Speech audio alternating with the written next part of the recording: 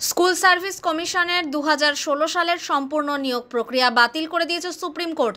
এ বিষয়ে কলকাতা হাইকোর্ট যে রায় দিয়েছিল তাই বহাল রাখা হয়েছে। সুপ্রিম কোর্টের এই সিদ্ধান্তের ফলে চাকরি গিয়েছে 25,752 জনের।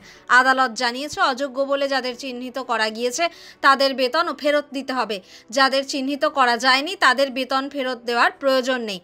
তবে চাকরি হারালেন তারাও। নতুন করে নিয়োগ প্রক্রিয়া শুরু করার নির্দেশ দিয়েছে আদালত। সেই নিয়োগ প্রক্রিয়ায় যোগ দিতে পারবেন চাকরিহারারা। বয়সের ক্ষেত্রে তাদের কিছু ছাড় দেওয়া হবে।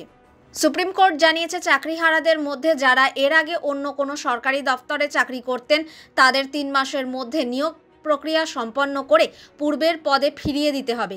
এসএসসির চেয়ারম্যান এ প্রসঙ্গে বলেন, অন্য চাকরি থেকে কেউ এসে থাকলে সেই তথ্য আমাদের কাছে আছে কিনা দেখতে হবে। যিনি চাকরিরত তার পক্ষে এটা জানা সম্ভব।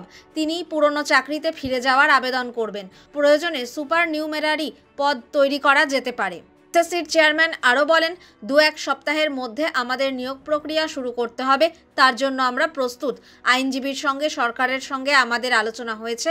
নতুন নিয়োগ প্রক্রিয়ায় যারা আবেদন করবেন তাদের বয়সের ছাড় দেওয়া হবে, জানালেন এসএসসির চেয়ারম্যান।